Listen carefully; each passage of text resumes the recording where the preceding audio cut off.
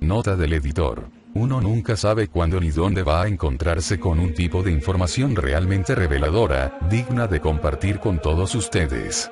Cómo el Vaticano creó el Islam, la asombrosa historia contada al ex sacerdote jesuita Alberto Rivera por el cardenal Bea, cuando éste aún hacía parte del Vaticano. Nota del traductor. Aunque, como es obvio, esta es una información súper sensible, a ser verificada, y pone al descubierto al Vaticano y sus nefastos planes a través de los siglos, se ha hecho también una propaganda negra contra el autor de la misma.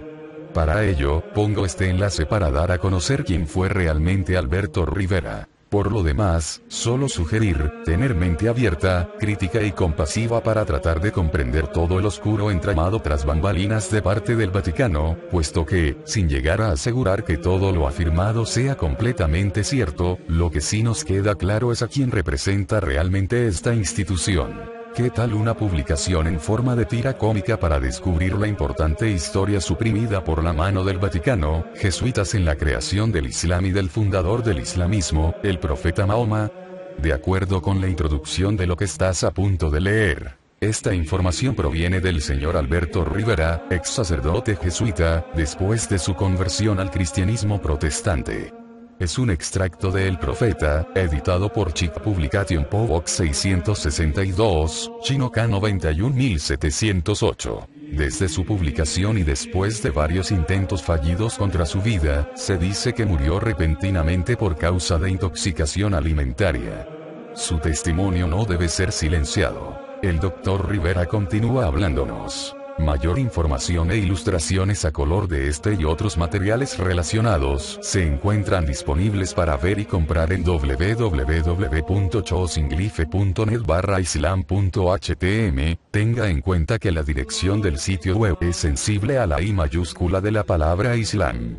Debido a la naturaleza provocadora de este material, solicité a Rick Martin contactar a Eric John Phelps, amigo de la revista Spectrum y autor del trabajo de investigación de gran éxito, Asesinos del Vaticano, Vatican Assassins, para conocer su opinión al respecto. Esto fue lo que Eric le respondió por correo electrónico. Esto hace parte de la serie de cómics de Chic Publications, titulado El Profeta. Y es absolutamente cierto. El Islam es una espada de la Iglesia evidenciada por aquellos que han sido asesinados a manos de los musulmanes durante los últimos 100 años. Eric también expresó, en una comunicación posterior, que el Dr. Alberto Rivera había liberado públicamente esta información por primera vez en 1988. Aunque Eric hubiese querido agregar otras 20 páginas con detalles adicionales de este documento, al rastrear la mano de Roma en estos sucesos, podrás detectar ese hilo con bastante facilidad según lo expone el siguiente relato. Análisis de Eric Phelps de un ejemplo reciente de la típica naturaleza de dos caras del Vaticano propaganda a través de los medios controlados por sus títeres. Presta atención a todo el escenario que se describe a continuación. No te quedes atrapado por los conceptos de lenguaje teológico arcano o similar, el cual se deriva obviamente de la formación del Dr. Rivera. Las energías oscuras, llámense por cualquier nombre, se revelan a sí mismas a través de sus acciones. Presta también mucha atención a otro hilo conductor de la narración, aquel que nos facilita un antecedente importante para entender la causa del largo y sostenido conflicto árabe-israelí, en hermoso contraste a lo que se te ha programado a creer a través de los medios, acerca de que los árabes e israelíes no pueden llevarse bien. En esta edición de The Spectrum, se presenta una visión personal muy cálida de los judíos compartiendo hospitalariamente con algunos árabes. La inclinación real, natural, de la gente, incluso de diversos orígenes, es la de vivir en paz y llevarse generalmente bien a partir de bases humanas comunes. Siempre se revela cuando se ha producido instigación de condiciones, por los diabólicos que operan detrás de escenas, y que se calcula son quienes provocan los conflictos y guerras artificiales. Lo siguiente es un buen ejemplo de dichos escenarios diabólicos tras bambalinas, que se llevan a cabo por aquellos que han permanecido largamente a la sombra de las energías oscuras. Lo que voy a narrarte es lo que me fue confiado en sesiones secretas realizadas en el Vaticano, donde yo ejercía aún como sacerdote jesuita bajo juramento e inducción. Un jesuita cardenal de nombre Agustín B. me hizo ver cómo los católicos romanos deseaban desesperadamente a Jerusalén a finales del tercer siglo a causa de su significado religioso y de su estratégica localización. La ciudad santa era considerada como un invaluable tesoro. Entonces debía desarrollarse un plan para convertir a Jerusalén en una ciudad católica romana. La gran fuente de recursos humanos para llevar a cabo este trabajo serían los descendientes de Ismael. Los pobres árabes cayeron víctimas de los planes más astutos jamás diseñados por los poderes de la oscuridad. Los primeros creyentes iban por todas partes predicando el evangelio y fundaban pequeñas iglesias, pero siempre encontraban mucha oposición. Tanto judíos como gobierno romano perseguían a los verdaderos creyentes y combatían para detener su expansión, hasta que los judíos se rebelaron contra Roma y en el año 70 después de Cristo, los ejércitos romanos bajo el mando del general Tito atacaron Jerusalén y destruyeron el gran templo judío, corazón del culto hebreo, esto bajo el cumplimiento de la profecía de Jesús en Mateo 24:2. Y Jesús les dijo, ¿no veis todo esto? De cierto os digo, no quedará piedra sobre piedra que no sea derribada. Sobre este santo lugar donde antes se encontraba el templo, la mezquita del Domo de la Roca se convertía así en el segundo lugar más sagrado de la fe islámica. Se acercaban vientos de cambio, corrupción, apatía, codicia, crueldad, perversión y rebelión carcomían al imperio romano. Todo estaba a punto de colapsar. La persecución contra los creyentes era inútil ya que ellos continuaban entregando sus vidas al Evangelio de Mesías. La única forma en que Satán podía detener este impulso era creando un falso cristianismo para destruir la obra del Eterno. La solución estaba en Roma. Su religión tenía que proceder de la antigua Babilonia y todo lo que se necesitaba era un lavado de imagen. Esto no sucedió de la noche a la mañana, pero empezó por los escritos de los primeros padres de la Iglesia. Fue a través de estos escritos que una nueva religión empezaría a consolidarse. La estatua de Júpiter en Roma fue posteriormente reemplazada por la de San Pedro y la de Venus por la Virgen María. El sitio escogido como su sede se situaba en una de las 7 colinas llamada Vaticanus, el lugar de la serpiente marina donde se yergue el templo satánico de Janaz. Nota del traductor: Vaticanus en latín se define como centro de agorería, centro de adivinación. El señor Alberto Rivera la define además como la oficina de Satanás en la tierra. Ver vídeo. El Anticristo, parte 1. La gran falsa religión, el catolicismo romano, también conocida como la religión de los misterios, la gran Babilonia, madre de todas las rameras y abominaciones de la tierra. Libro de las Revelaciones 17:5. Fue creada para bloquear el evangelio, masacrar a los creyentes cristianos, establecer religiones, crear guerras y hacer que las naciones se embriagaran con el vino de su fornicación, tal como veremos a continuación. Las tres principales religiones tienen un denominador común: cada una tiene su lugar santo al cual dirigir su mirada en busca de guía e iluminación. Los católicos romanos tienen al Vaticano como la ciudad santa, los judíos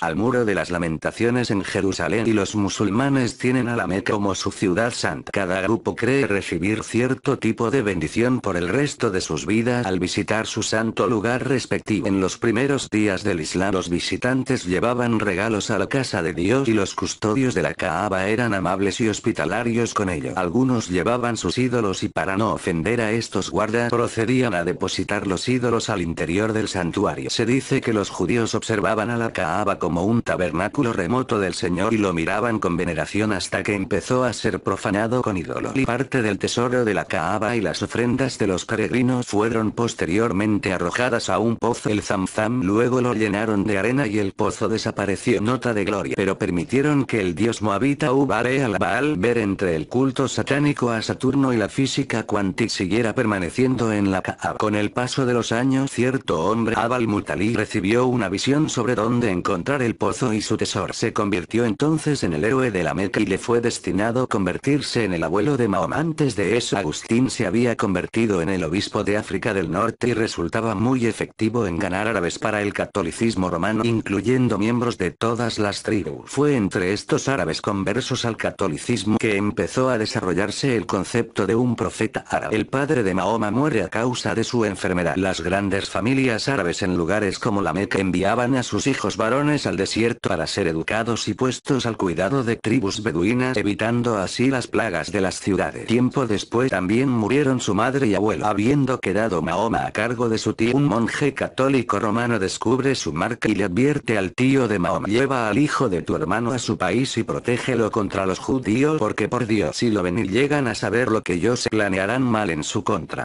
Grandes cosas le esperan al hijo de tu hermano. El monje católico romano había encendido la llama de las futuras persecuciones judías a mano de los seguidores de Mahoma. El Vaticano deseaba a Jerusalén a toda costa debido a su importancia religiosa, pero esta se hallaba bloqueada por los judíos. Otro problema eran los verdaderos cristianos de África del Norte, predicadores del Evangelio. El catolicismo romano estaba creciendo en poder y no toleraría ningún tipo de oposición. De algún modo, el Vaticano tenía que crear un arma para eliminar tanto a los judíos como a los verdaderos creyentes que rechazaran aceptar el catolicismo romano.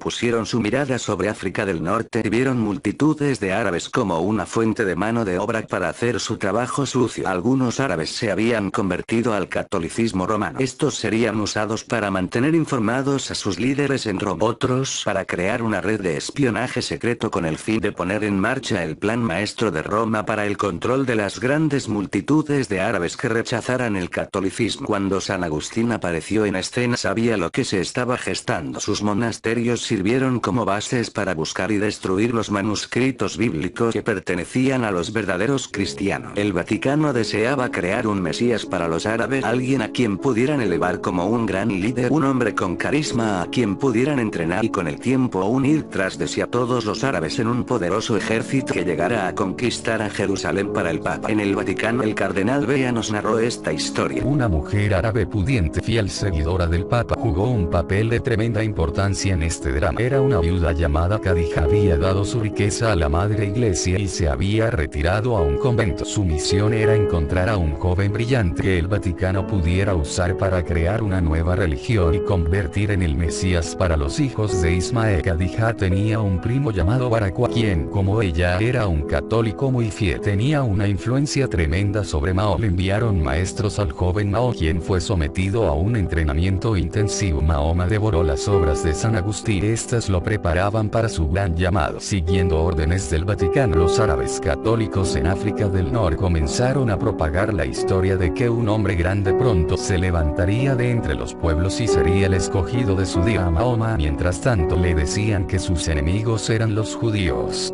También le dijeron que los católicos eran los únicos cristianos verdaderos, y que los otros que se llamaban cristianos eran impostores impíos e hijos del diablo a los que había que destruir. Muchos musulmanes creyeron esto. Cuando Mahoma empezó a recibir sus revelaciones divinas, Barakwa, el primo católico de su esposa, ayudaba a interpretarla. A partir de estas revelaciones fue que surgió el Corán. En el 5º año de su misión, empezó una fuerte persecución contra sus seguidores porque rechazaban adorar los ídolos de la Kaaba. Mahoma los envió a Abisinia, donde Negus, el rey católico romano, aceptó recibirlos y protegerlos a causa de sus enseñanzas compartidas sobre la Virgen María, tan afectas a la doctrina católica romana. Mahoma conquistó posteriormente la Meca y la Kaaba fue depurada de ídolos. La historia prueba que antes de la existencia del Islam, los sabeos de Arabia adoraban al dios Luna, esposo de la diosa Sol. Estos dieron a luz 3 diosas que fueron reverenciadas a todo lo largo del mundo árabe como las hijas de Alá.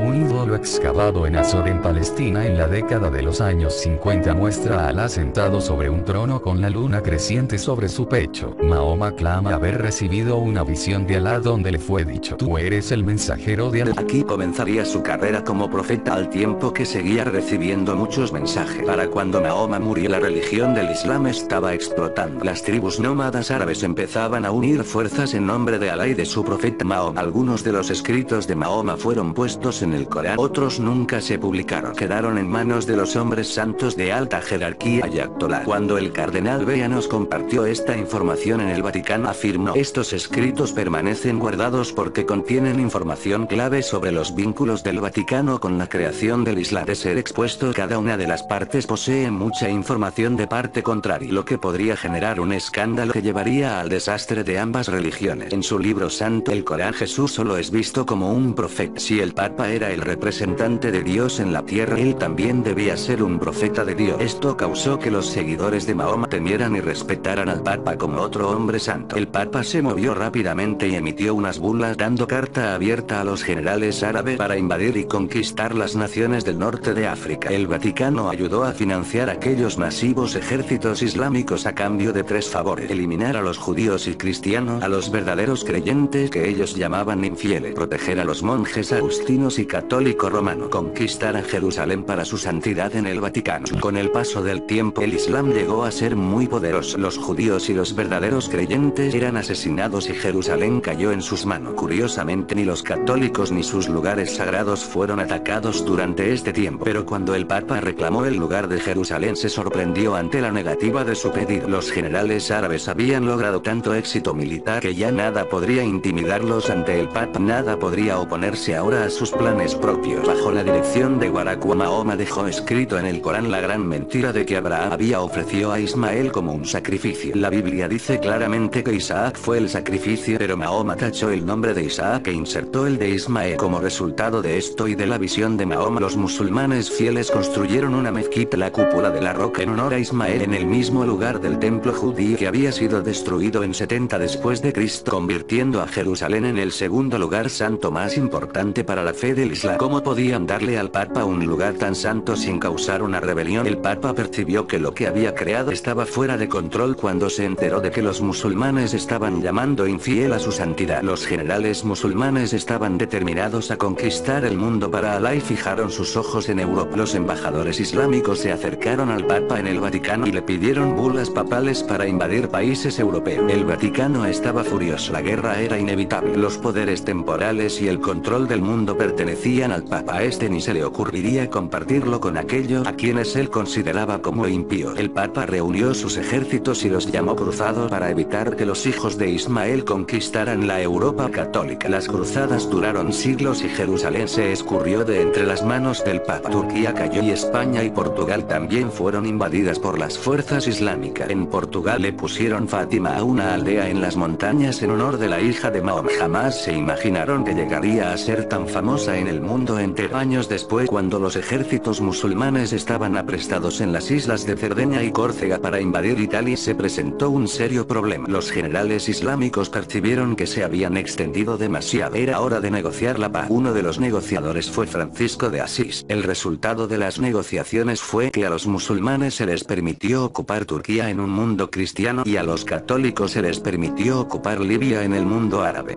También se acordó que los musulmanes podrían construir mezquitas en los países católicos sin interferencias siempre que el catolicismo pudiera florecer en países árabes. El cardenal Bea nos dijo que los musulmanes y los católicos acordaron bloquear y destruir a sus enemigos mutuos, los misioneros cristianos de los creyentes bíblicos. A través de estos concordatos, Satanás les bloqueó el acceso a las escrituras y a la verdad sobre los hijos de Ismael. Toda la comunidad islámica ve a los misioneros creyentes como diablos que van a envenenar o destruir a los hijos de Alá. En 1910, Portugal se estaba haciendo socialista. En todas partes aparecían banderas rojas. La Iglesia Católica enfrentaba allí un problema grande. Cada vez mayor de ciudadanos se manifestaba en contra de la Iglesia. Los jesuitas querían involucrar a Rusia y la ubicación de esta visión en Fátima podría jugar un papel importante en acercar el Islam a la Madre Iglesia. En 1917, la Virgen apareció en Fátima. La aparición de la Madre de Dios fue un tremendo éxito y una desbordante multitud la vio. Como resultado, los socialistas de Portugal sufrieron una gran derrota. Los católicos alrededor del mundo comenzaron a orar por la conversión de Rusia, y los jesuitas inventaron las novenas de Fátima, las cuales podían hacerse a través de África del Norte, propagando buenas relaciones públicas ante el mundo islámico. Los árabes creían que estaban honrando a la hija de Mahoma, precisamente lo que los jesuitas querían que creyeran. Como resultado directo de la visión de Fátima, el Papa Pío XII ordenó a su ejército nazi aplastar a Rusia y la religión ortodoxa y hacer católica a Rusia. Unos pocos años después de perder la Segunda Guerra Mundial, el Papa Pío XII sorprendió al mundo con su visión falsa del sol danzante para mantener a Fátima en los periódicos.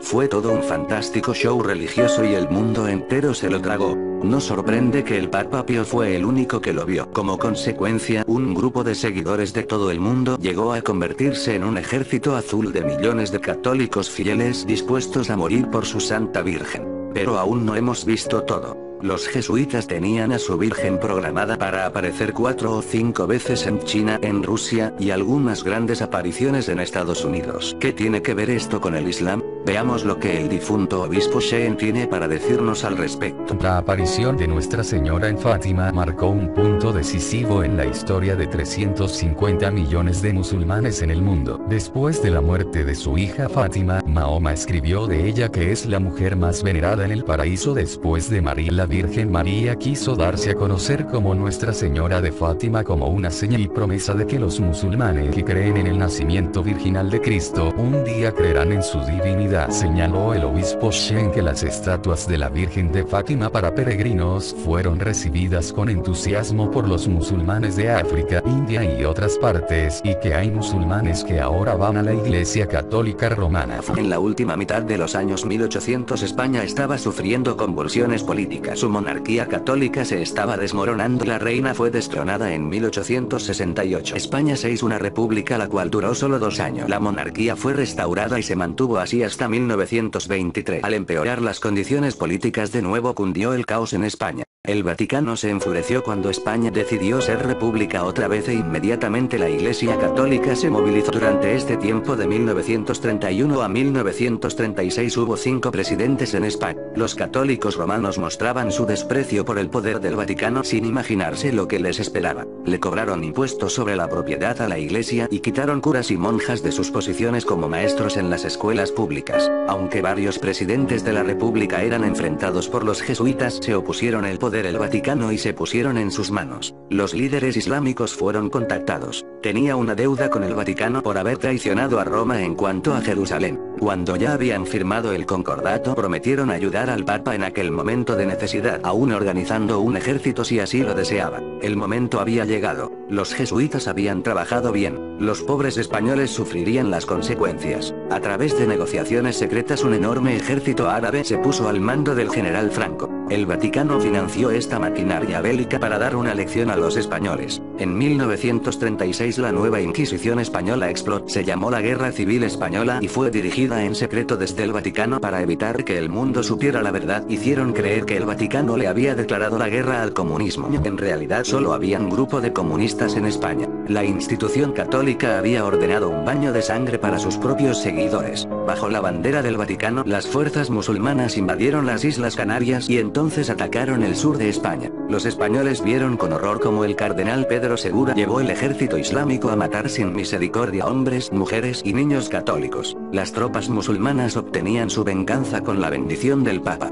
Cuando yo tenía 3 años recuerdo ver las tropas musulmanas invadir mi hogar. Mi familia tuvo la dicha de sobrevivir ese terror. Cuando la Inquisición hubo cumplido sus metas, España quedó en ruinas, ensangrentada y derrotada, pero segura en las manos del Vaticano. Cerca de 4 millones de tropas musulmanas ocuparon España como protectores de la fe. El Islam había pagado su deuda al anticristo que se sentaba en el Vaticano. Los árabes en negociaciones muy secretas le dijeron al Papa que solo lucharían para el Vaticano en España si el Papa les prometía jamás reconocer a cualquier estado de Israel que pudiera surgir. El Papa estuvo de acuerdo. El cardenal Vera nos dijo que los judíos ortodoxos y los sionistas estaban promoviendo la formación de un estado independiente de Israel. Dr. Rivera, no fue un musulmán el que le disparó al Papa. Claro, los jesuitas organizaron eso muy bien. Mucho iban a lograr a través de ese incidente. Esto le dio al Papa y el presidente Reagan algo en común. A ambos les habían disparado y se hicieron amigos rápidamente. A través de este incidente el Islam se acercó más al Vaticano. Los musulmanes se sintieron tan humillados al pensar que uno de ellos le había disparado al único representante del profeta Jesús en la tierra, que los ayatolas enviaron condolencias y disculpas al Papa. Y por último se podía culpar a la KGB haciendo creer al mundo que los comunistas son enemigos del Papa. Fue una gran jugarreta rosco. El Papa Juan Pablo II ha sido comunista por muchos años. Si eso te parece demasiado, recuerda que el asesino Mehmet Ali Agha es uno de los mejores pistoleros de Europa y un tirador experto. Le disparó desde apenas 3 metros. Cada bala le dio al Papa debajo del ombligo. Él no tenía la intención de matar al Papa, sencillamente estaba siguiendo las instrucciones de los jesuitas. El resultado fue que cuando el mundo vio al Papa perdonar a Mehmet Ali Agha por haberle disparado, casi 1000 millones de musulmanes sintieron admiración por su santidad. Como te dije viaje creo que fue bien planeado. El Papa y el mundo musulmán le dieron gracias a la Virgen María por haberlos librado de la muerte. Se pregunta por qué enviamos nuestras tropas al Líbano. Como el presidente es muy amigo del Papa, terminamos con un nuncio apostólico en Washington DC y la infantería de marina llegó al Líbano para defender a una nación católica. La ramera de Apocalipsis 17 hará cualquier cosa por obtener lo que quiera, hasta dispararle a uno de sus papás. Hoy el Papa todavía está tratando desesperadamente obtener el control de Jerusalén. La meta no ha cambiado. Los católicos traicionados tratan de usar su sistema eclesiástico para llegar al cielo, y usando un truco similar el Vaticano ayudó a levantar una religión militante y sofisticada para evitar que los hijos de Ismael conocieran al único que puede llevarlos al cielo. Las multitudes musulmanas han puesto los ojos en su religión y en Mahoma, cuyo cuerpo sigue enterrado en Medina, y con todo su corazón miran hacia la Meca en espera de salvación, y Roma es la culpable de este crimen indecible. La Biblia, la palabra infalible inspirada del Creador, dice que Jesús dijo: yo soy el camino, la verdad y la vida, y nadie viene al Padre sino por mí. Juan 14:6.